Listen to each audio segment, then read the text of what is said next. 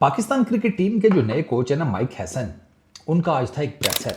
उसमें उन्होंने बाबर और रिजवान के फ्यूचर को लेकर ना बड़ी टेक्निकल सी बातें की हैं। मतलब दरवाज़ा बिल्कुल बंद नहीं किया टी20 इंटरनेशनल का बाबर और रिजवान पर, लेकिन साथ ही ना बाबर और रिजवान के दोबारा से टीम में आने का जो सफ़र है ना उसको काफ़ी मुश्किल करार दे दिया। माइक हैसन ये कहते हैं, देखे जी, हमने रोल्स डिफाइन करने हैं, हमने लड़कों को उन रोल्स के हिसाब से पिक करना है और उसके बाद we have to make sure कि वो इन रोल्स के ऊपर कंसिस्टेंटली परफॉर्मेंसेस भी दें। अब बाबर और रिजवान आपको पता है टी20 इंटरनेशनल टीम में नहीं है, उनको ड्रॉप कर दिया गया है। कोई रेस्ट नहीं, कोई कुछ नहीं, सीधे सीधे वो प्लेन ड्रॉप हुए हैं। देर इज़ नो डाउट एक 4,000 प्लस रन हैं, बल्कि इनफैक्ट दूसरे नंबर के ऊपर है लीडिंग रन स्कोरर्स में टी20 इंटरनेशनल्स में। एक दूसरे के तीसरे टॉप 3 में ही है ना बाबर, रोहित, विराट और बाबर, ये 3 नाम है, उसमें बाबर इज़ देयर। अच्छा, रिजवान के मेरा ख्याल है को 3-3,500 के करीब रन्स हैं। रन्स तो हैं, आपको एवरेजेस भी अच्छी नज़र आ जाएंगी दोनों की। प्रॉब्लम आता है दोनों के स्ट्राइक रेट्स के ऊपर। दोनों का स्ट्राइक रेट्स अंडर 130 है। मौजूदा टी20 इंटरनेशनल क्रिकेट में देर इज एब्सोल्युटली नो वे कि इन स्ट्राइक रेट्स के साथ आप किसी को टीम में जगह दे दें, सवाल ही पैदा नहीं होता। ये जो आपका पीएसएल हुआ है ना, आपने अगर गौर से देखा हो, ये प्राइम एग्जाम्पल है उस चीज़ की कि जो आपकी ना एक पूरे का पूरा टी20 को लेकर पैराडाइम शिफ्ट हो रहा है, वो क्लियर कट नज़र आ रहा है। एक चीज़ आपकी फ्रेंचाइजीज में आ गई है। ये कैसे हो सकता है पीएसएल की फ्रेंचाइजीज में घुसने वाला माइंडसेट आपके फैंस ना नोटिस करें, आपके पाकिस्तान क्रिकेट बोर्ड में ना जाए?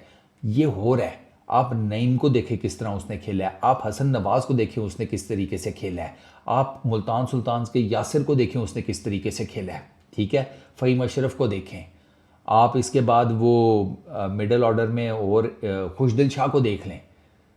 मेनली तो यही नाम है ना जिनकी ओवरऑल आपको विद द बैड परफॉर्मेंसेज नज़र आई हैं। आप और छोड़ के शादाब खान को भी देख लें, उसने भी दो के, आई एम नॉट, मतलब मैं बहुत बड़ा फ़ैन नहीं हूँ शादाब का, लेकिन स्टिल वो भी जब बैट करने आया तो ही न्यू कि मुझे किस स्ट्राइक रेट से बैटिंग करनी है। वो अब हो ही नहीं सकता ना कि बाबर और रिजवान को दोनों को बहुत एक्स्ट्रा ऑर्डिनरी, जिसे कहते हैं, हिटर बनना पड़ेगा, तब कहीं जाके वो टी20 इंटरनेशनल में उनकी वापसी होगी। मैं रन एवरेज, टी20 इंटरनेशनल्स में ना रन्स मैटर करती हैं, ना एवरेजेस मैटर करती हैं, ना रेप्यूटेशन मैटर करती है। माइक हैसन ने पहले एक स्टेटमेंट में क्लियर कट कर दिया था कि रेप्यूटेशन आपकी टीम में, क्या नाम है, वो आपके रन्स, आपकी जो पुरानी परफॉर्मेंसेस थी, डजेंट काउंट। करंट हालात में जो टी20 इंटरनेशनल का नक्शा बन गया या टी20 क्रिकेट का नक्शा बन गया, आप उस नक्शे में फिट बैठते हैं, उस स्कीम ऑफ प्लान्स में फिट बैठती है या नहीं, ये मैटर करेगा। अब मैं आपको फिर वही बात करूँगा, आप पूरी की पूरी पीएसएल उठाकर देख लें, आपको आइडिया हो जाएगा कि अब हमारे प्लेयर्स जो हैं उनमें क्या इंटेंट है। अब उनमें इंटेंट बड़ी सिंपल सी है, जाओ, ज़ीरो पर आउट हो जाते हो मारते हुए, कोई इशू नहीं है, बॉल्स नहीं आपने मिस करनी। आप ये देखें फाइनल में राजा पक्सा, हालांकि ठीक ठाक किस्म का वो टी20 का बैटर है, एक इनिंग में उससे नहीं हिटिंग हो सकी। 16 की हैं, मेरा 16 बॉलों पे 14 रन किए, कुछ इस तरह करके ले दे हो गई है उसकी। On the other hand Kusal Perera की आप 4 इनिंग्स देख लें, और कुसाल परेरा तो बड़ा फ़नी केस है, ये मेरा ख्याल है शायद गोल्ड कैटेगरी में था कुसाल परेरा, और इसका कोई राइट टू मैच के कुछ इस तरह करके ना लाहौर कलंदर्स ने, या कोई वाइल्ड कार्ड टाइप का कुछ किया है उसका, उसको डायमंड कैटेगरी में उन्होंने पिक किया। ये क्योंकि लाहौर कलंदर्स न्यू कि ये मिडिल ऑर्डर में हमारे लिए क्या कर सकता है, और उस लड़के ने एग्जैक्टली वो किया। वो तो सैम बिलिंग्स की वजह से उसे चांस नहीं मिल रहा था, मोहम्मद सैम बिलिंग्स गया है, कुसाल परेरा का नंबर आया, आप देख लें। ये टी20 क्रिकेट है।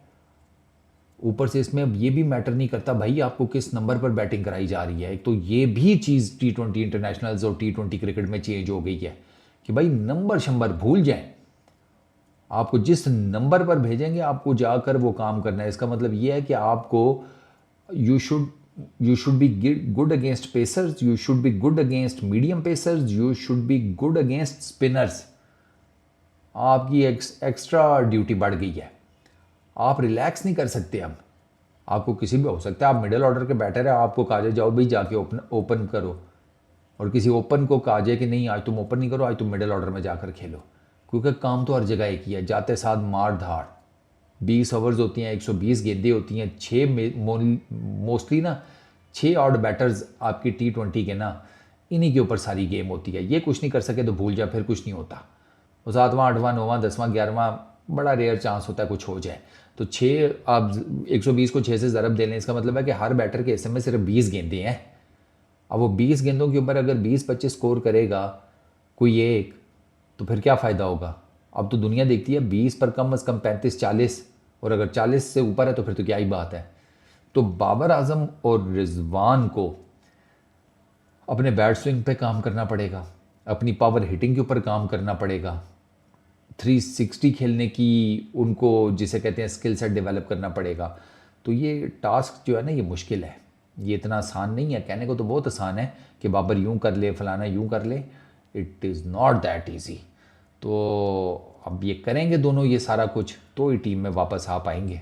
वरना भाई आपके पास इस PSL ने ना नया खून दे दिया आपकी T20 क्रिकेट को।